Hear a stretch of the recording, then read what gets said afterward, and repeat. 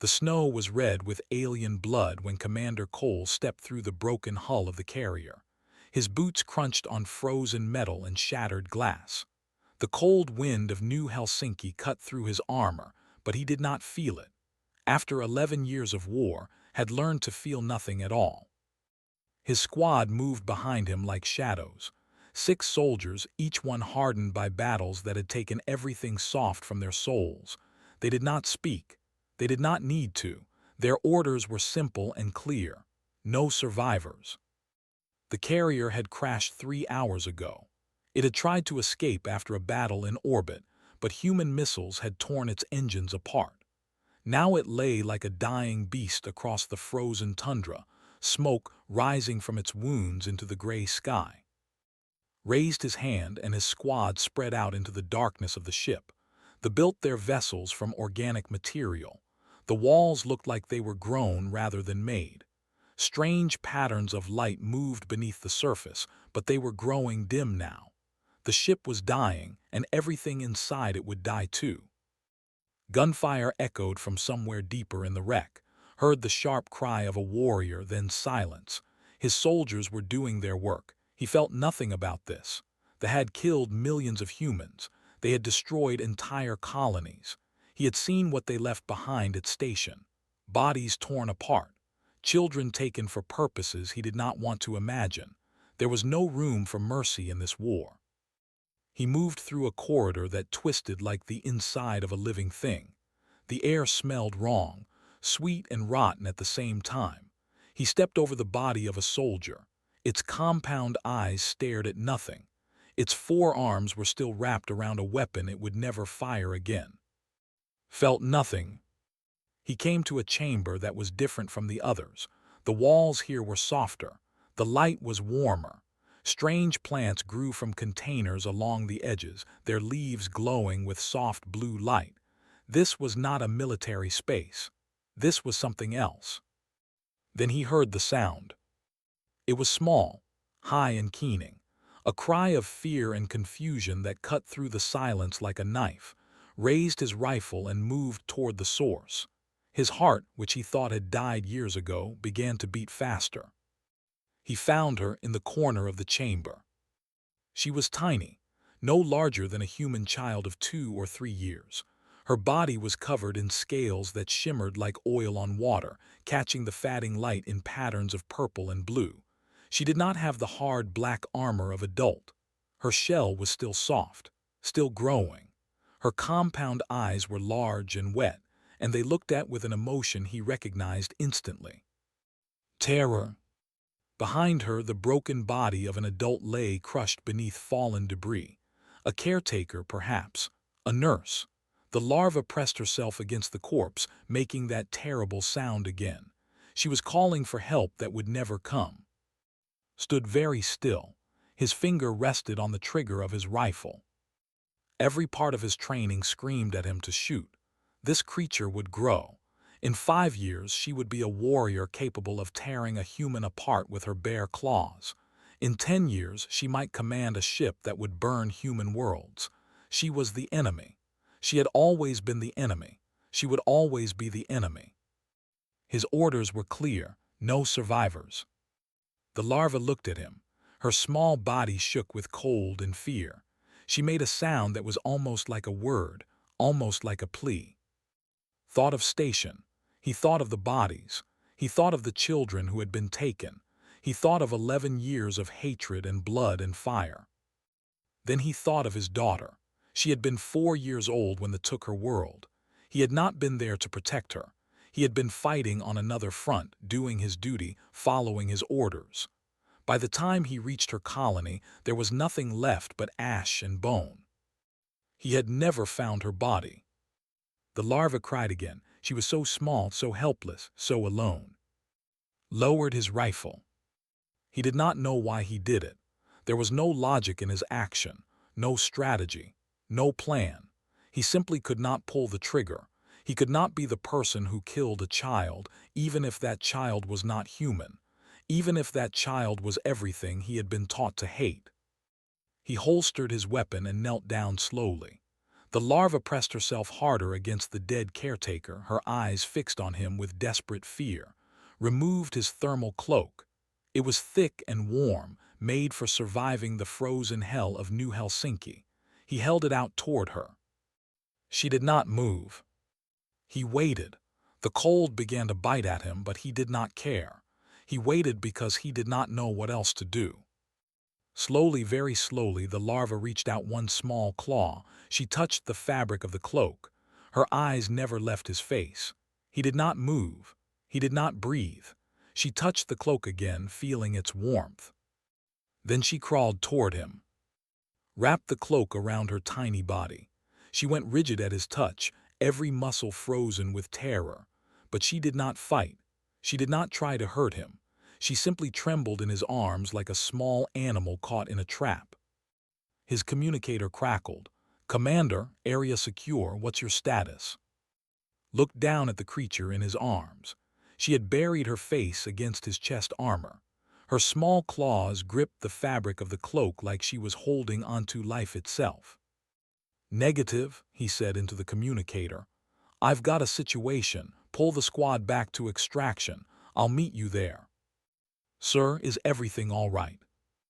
No, nothing was all right. Nothing would ever be all right again. He had just committed treason. He had just betrayed everything he had fought for. He had just saved the life of humanity's enemy. "Just do it," he said. "That's an order." He stood up carefully, holding the larva against his chest. She weighed almost nothing. Her soft scales were warm through the fabric of the cloak. She made a small sound. Not fear this time. Something else. Something like relief. Cole walked out of the dying carrier into the frozen wind of New Helsinki. The snow was still falling. His squad was waiting at the extraction point, but they could not see what he carried beneath his cloak. They could not know what he had done. He did not know what he would do next. He did not know how he would hide her, protect her, keep her alive. He only knew that he could not let her die. He had failed to save his own daughter. He would not fail to save this one. Even if she was not human. Even if she was the enemy. Some things mattered more than war. Called her Pip because of the sound she made when she was happy. 3 weeks had passed since the crash site. 3 weeks of hiding, lying, and breaking every rule he had ever sworn to follow. He kept her in an abandoned maintenance shaft beneath the military base.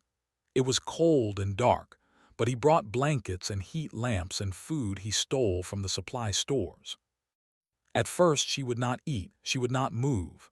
She simply sat in the corner of her hiding place and stared at him with those large compound eyes. Did not know what larvae ate. He tried everything: meat, vegetables, protein paste from emergency rations. She refused all of it. On the 4th day, he brought her a bowl of sweet fruit from the officer's mess. It was expensive, rare, something shipped from Earth for special occasions. He did not care. He placed it in front of her and waited. She sniffed the fruit. Her small antennae twitched. Then she reached out with her tiny claws and took a piece. She ate it slowly, watching him the whole time. When she finished, she made a sound. A small chirp, like a bird but softer. "Pip." That was the moment knew she was not a monster. She was a child. A scared, lonely child who had lost everything she knew, just like the children of Station, just like his own daughter. The days passed. Pip began to trust him. She learned to recognize the sound of his footsteps on the metal floor. When he came to visit her, she would chirp with excitement and crawl toward him with her small arms raised. She wanted to be held. She wanted to be warm. She wanted to not be alone. Learned things about that no human knew. Their larvae were not mindless creatures. They were curious and playful. They learned fast. Pip began to understand human words within a week. She could not speak them, but she knew what they meant. When said food, she would chirp happily. When he said sleep, she would curl up in her blankets and close her eyes. She was afraid of the dark. She was afraid of loud sounds. She was afraid of being left alone. When had to leave for his duties, she would cling to his arm and make a sound that broke his heart. A small, sad cry that said, "Please don't go." He always came back, he always would. But secrets do not last in wartime. On the 22nd day, military police came to his quarters. They did not knock. They broke down his door at 3 in the morning and dragged him from his bed. His commanding officer stood in the doorway, his face hard as stone. "We found the biosignature," the officer said. "We know what you've been hiding." They took him to Pip's hiding place. She was there, surrounded by soldiers with weapons pointed at her tiny body. She saw and reached for him, chirping desperately.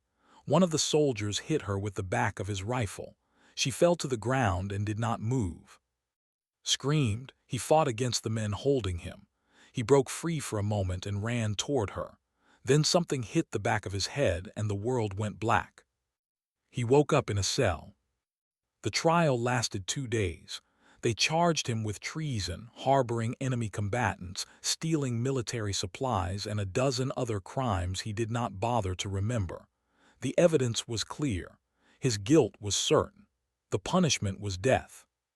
Did not defend himself. He did not care about his own life. He only asked one question again and again. "Where is she? What have you done with her?"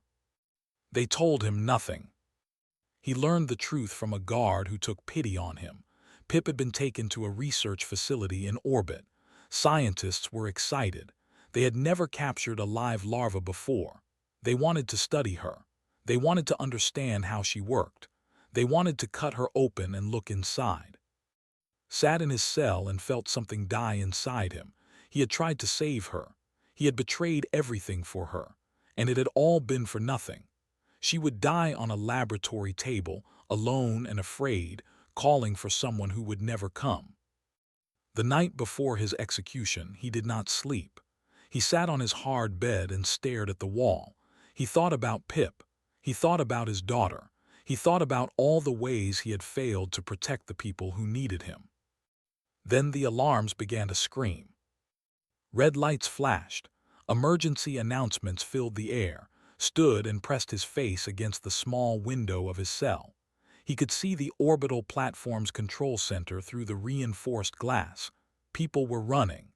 Officers were shouting into communicators. Something was very wrong.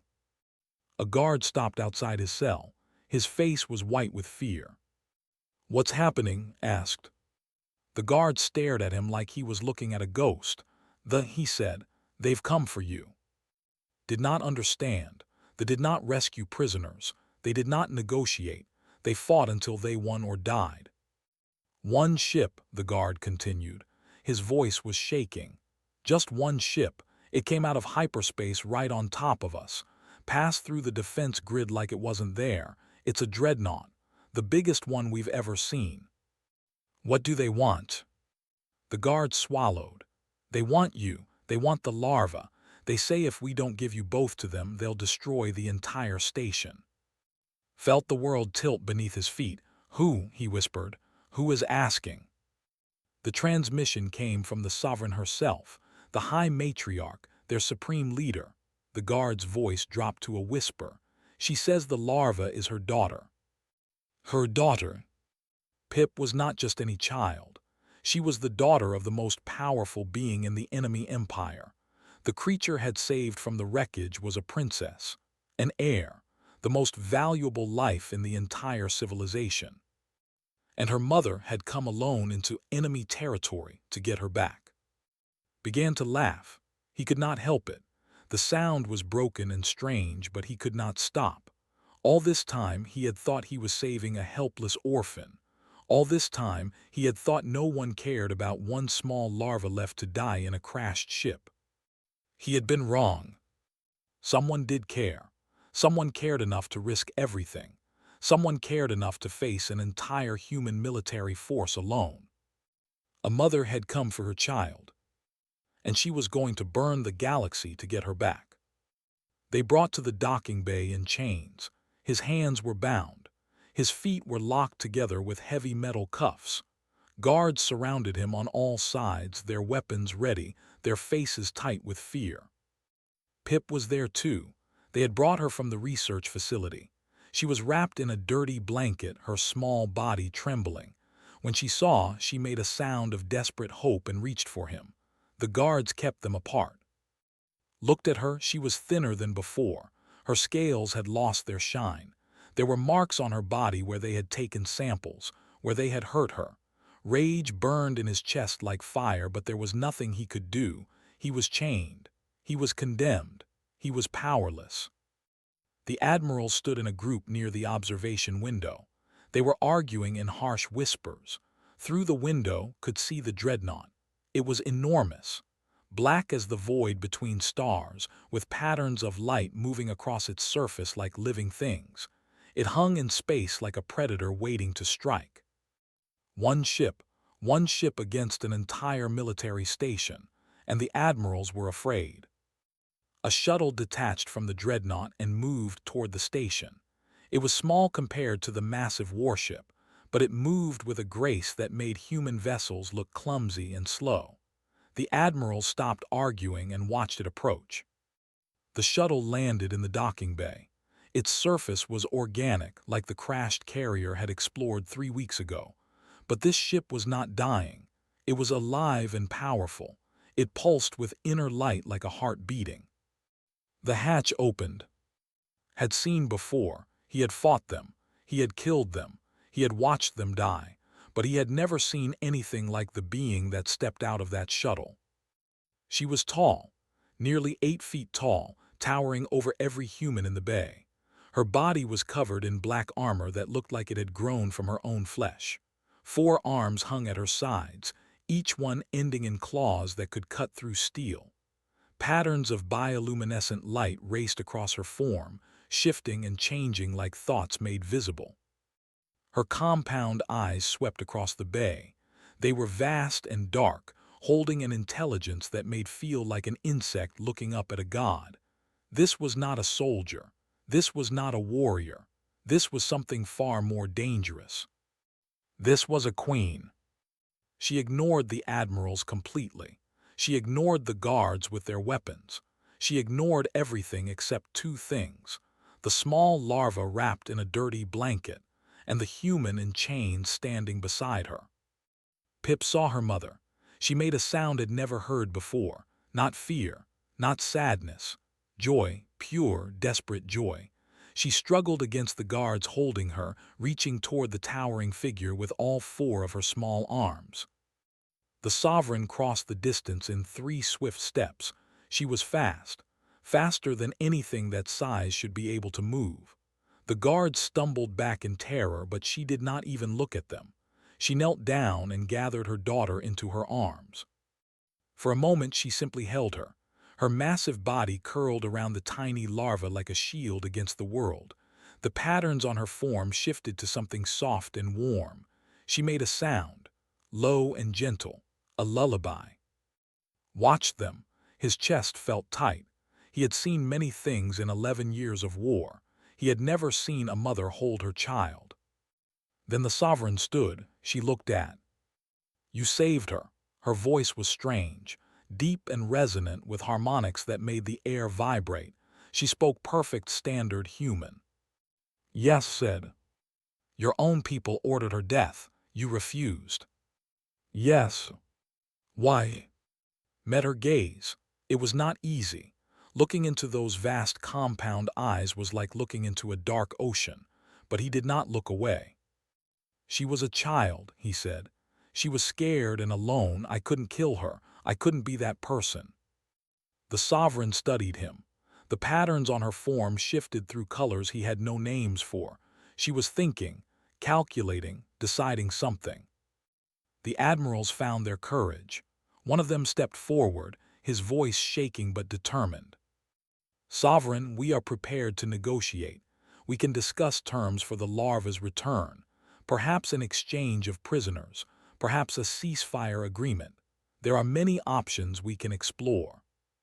The sovereign did not look at him. Her eyes stayed fixed on. "You will return with me," she said to him. "You will be mine. This is not a request." Blinked what? "Among my people there is a law older than our empire. When one saves the life of a matriarch's offspring, a debt is created that cannot be paid with words or treasure." She extended one of her secondary arms toward him. The claws retracted, revealing softer flesh beneath. "You have saved what I love most.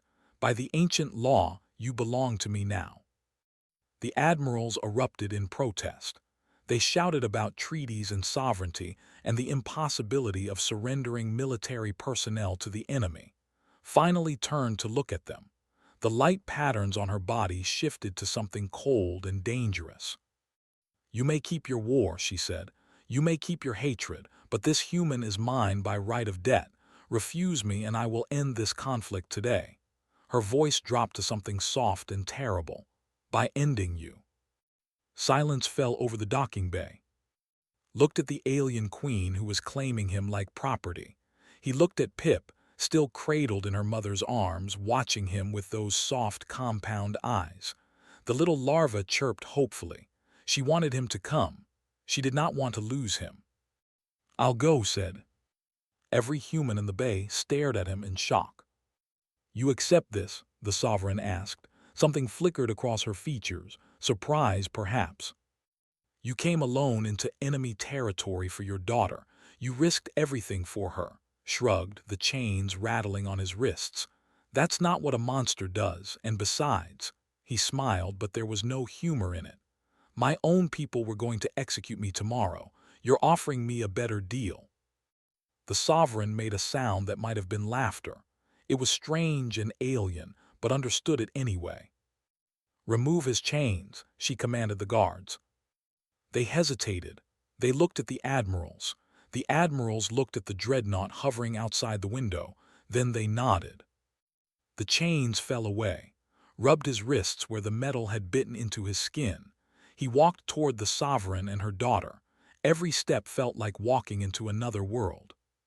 Pip reached for him. Her mother allowed it. The little larva wrapped her small arms around his neck and chirped happily. "Interesting," the sovereign said, watching this. "Perhaps you are worthy of being claimed after all." She turned and walked back toward her shuttle, followed, carrying Pip against his chest. Behind him, the admirals shouted and protested. Ahead of him, the darkness of the dreadnought waited. He did not look back. His old life was over. Whatever came next, he would face it with the child he had saved and the queen who had claimed him. He was no longer Commander Cole of the human military forces. He was something new, something that had never existed before. He was the human who belonged to the sovereign. And strangely, impossibly, he was not afraid. Life on a dreadnought was nothing could have imagined. The ship was called the Eternal Tide, and it was not just a warship. It was a city, a world. Thousands of lived within its organic walls, going about their lives in ways that were both strange and surprisingly familiar. The first thing learned was that humans had been wrong about almost everything. They were not a hive mind. They did not share thoughts. They did not move as one. They were individuals with their own desires, their own fears, their own dreams. They argued with each other. They made jokes. They fell in love. They raised their children with the same care and worry that human parents showed. They were not monsters. They were people. At first, the other did not know what to make of. They stared at him as he walked through the corridors. Some looked curious. Some looked hostile. A few made threatening sounds when he passed, but no one touched him. No one harmed him. He was the sovereign's property. Her word was absolute law. Gave him quarters near her own chambers. The room was strange by human standards. The walls were soft and warm, covered in bioluminescent patterns that shifted with his mood. The bed was more like a nest, a curved depression filled with fabric that molded itself to his body. There was no window, but a section of the wall could become transparent, showing him the stars outside. He was a prisoner, but he was a comfortable prisoner. Pip refused to leave his side. Her real name was, which meant small voice of the tide in the language. But she liked it when called her Pip. She liked many things about. She followed him everywhere, chirping happily, exploring the ship with him like it was a great adventure. Through Pip, began to understand her people. He learned their language. It was difficult. They used sounds that human throats could not produce, but they also used gestures and patterns of body light, and these could learn. Within a month, he could understand simple conversations. Within 2 months, he could respond. He learned their customs. They were deeply concerned with honor and obligation. Debts were sacred. A promise given was a promise kept, even unto death. This was why had claimed him. He had saved her daughter's life. By their ancient law, he was owed a debt that could never be fully repaid. Taking him into her household was the only way to properly honor what he had done. He learned their history. The war with humanity was not something they had wanted. It was a conflict started by his predecessor, a sovereign who had believed that expansion was the only way to survive. Had inherited the war when she took the throne 3 centuries ago. She had continued it because stopping would have been seen as weakness. In society, weakness meant death. But she did not love the war. She did not hate humanity. She was simply doing what she believed she must do to protect her people and her daughter. Saw her often in those early months. She would summon him to her chambers to talk. At first he thought she was studying him, trying to understand how humans thought. Maybe she was. But as the conversations continued, he began to see something else. She was lonely. Had ruled for 300 years. She had outlived everyone who had known her as a young woman. Her consort, Pip's father, had died 60 years ago. He had been murdered by rivals who wanted to weaken her. Since then, she had taken no other partner. She had closed her heart to everyone except her daughter. She told this one night as they sat in her private garden. The plants around them glowed with soft blue light. Pip was sleeping in a nearby nest, her small body curled into a peaceful ball. I told myself it was wisdom, said. Her voice was quiet. The patterns on her body were dim and slow. Attachment is vulnerability. Love is weakness. A sovereign cannot afford to be weak. Watched her. In the soft light, she did not look like a terrifying alien queen. She looked tired. She looked sad. She looked like someone who had carried too much weight for too long. That sounds lonely, he said. It is. She turned her vast compound eyes toward him. I did not expect you to understand. I understand more than you think. I lost my daughter in the war. I closed my heart too. I thought it was the only way to survive. What changed? Thought of Pip. He thought of the moment in the crashed carrier when he had lowered his weapon. He thought of the choice he had made without knowing why. I found something worth opening it for, he said. Was silent for a long time. The patterns on her body shifted through colors he had never seen before. Finally, she spoke. You are strange, human. You are small and fragile and brief. Your entire life is barely a moment by our standards. She leaned closer to him. And yet your entire species for a child who was not your own. You faced certain death without fear. You came with me into the unknown without hesitation. Is that strange? It is remarkable. Her voice dropped to something soft. You make me reconsider many things I believed were certain. The months passed, became something that had never existed before, a human living among them, a bridge between two worlds. Pip grew stronger and healthier. She learned to speak human words with her strange voice. She called Mar and Mother, and she loved them both with the pure, uncomplicated love that only children can give. And slowly, carefully, something grew between and the sovereign. It was not love, not yet. It was something more careful than that. It was two broken hearts learning to trust again. It was two lonely souls finding something they had given up hope of finding. It was a beginning. One night asked a question that changed everything. If you could end this war, she said, would you? Did not hesitate, yes. Even if it meant betraying your own people.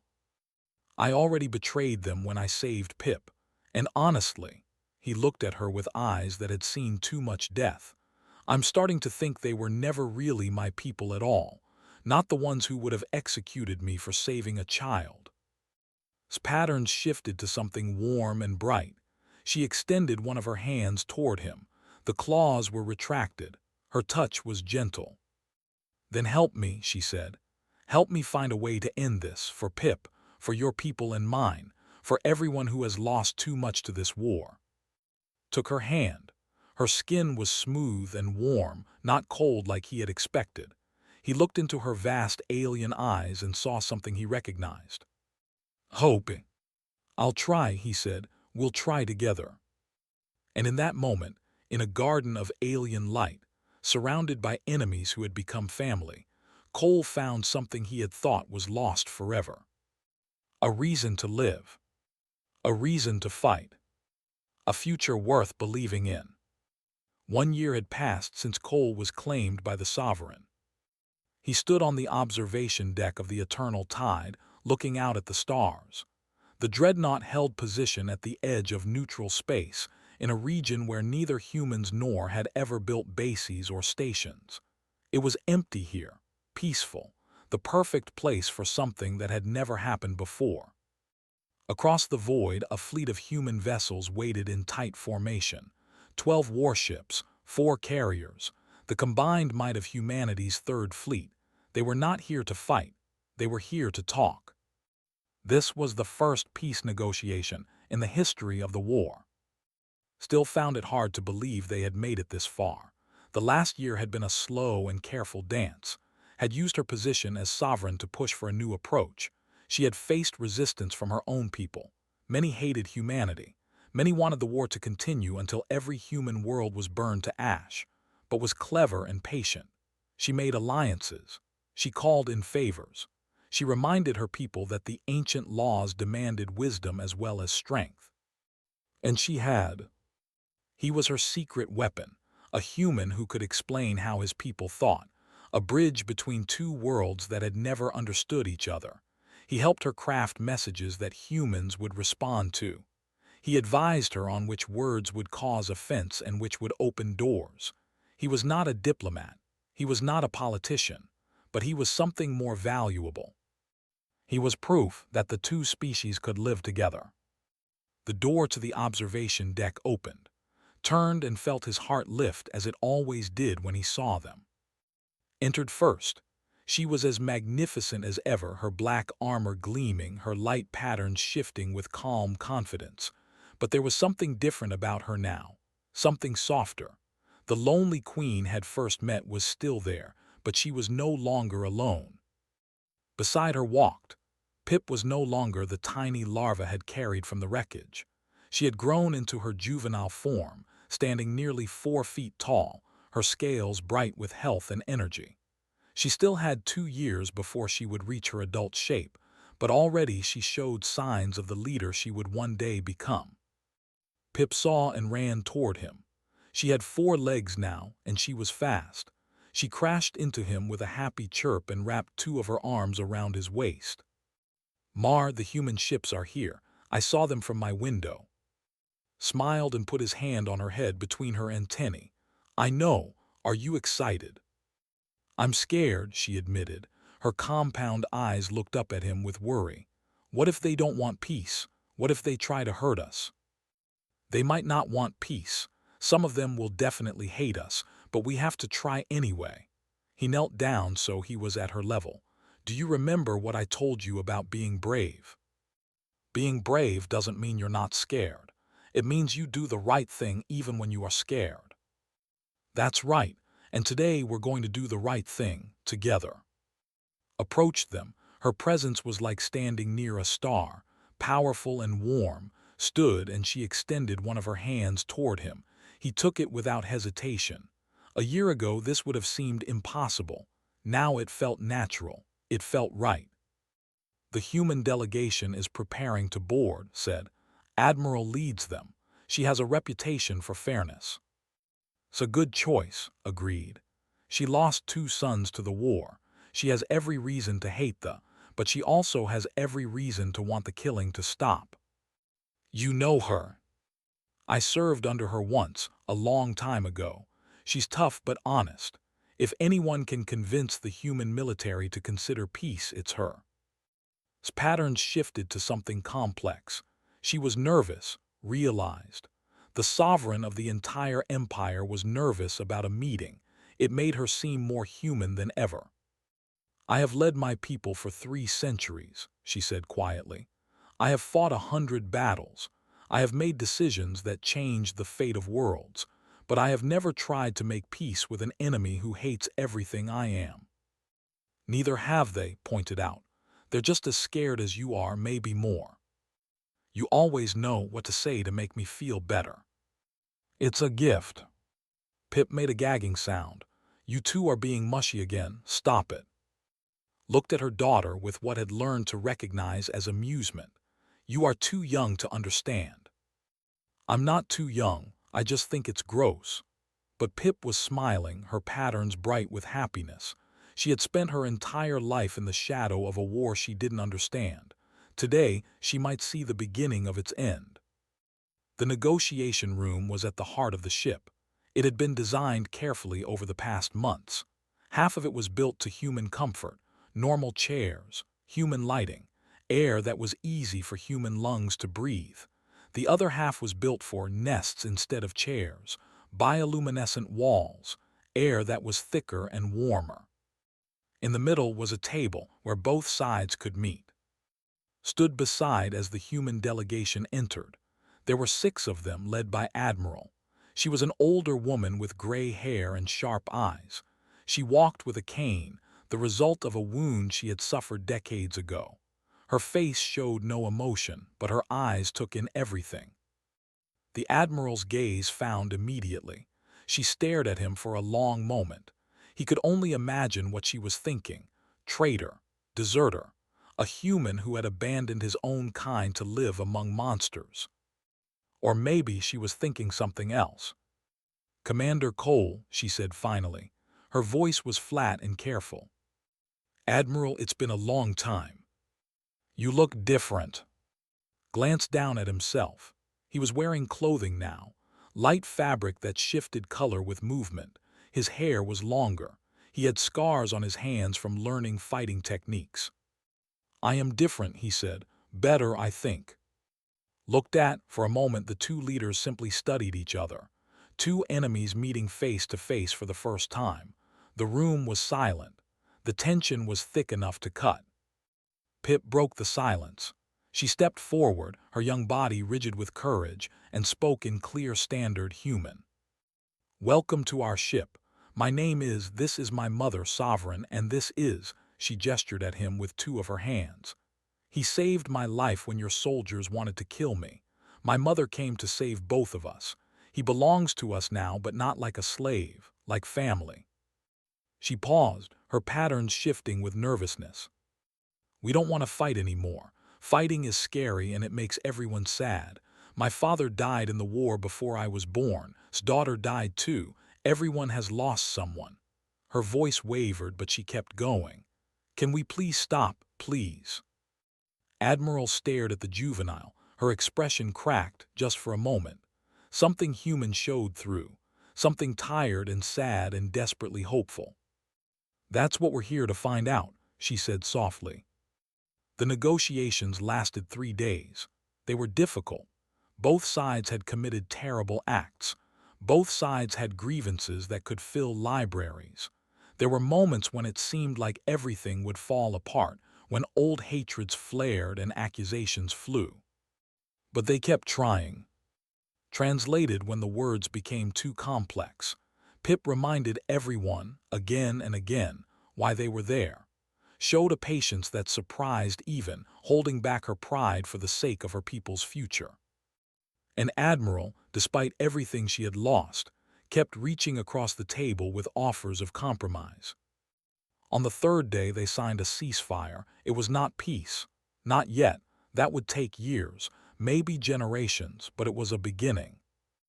As the human delegation prepared to leave, Admiral approached one last time. "I never thought I'd see this day," she said.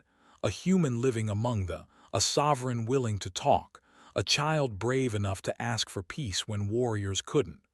She looked at him with something that might have been respect. "You did something impossible, Cole." "I just didn't pull the trigger. Everything else grew from that." Smiled. It was a small smile, but it was real. Sometimes that's all it takes. After the humans departed, stood with and Pip on the observation deck. The stars stretched out before them, beautiful and endless. Somewhere out there, both species were learning to see each other as something other than enemies. "You changed everything," said. She stood close to him, her presence warm and comforting. "We changed it together." Pip wrapped her arms around both of them. "We're going to make things better. I know it." Looked at the child he had saved.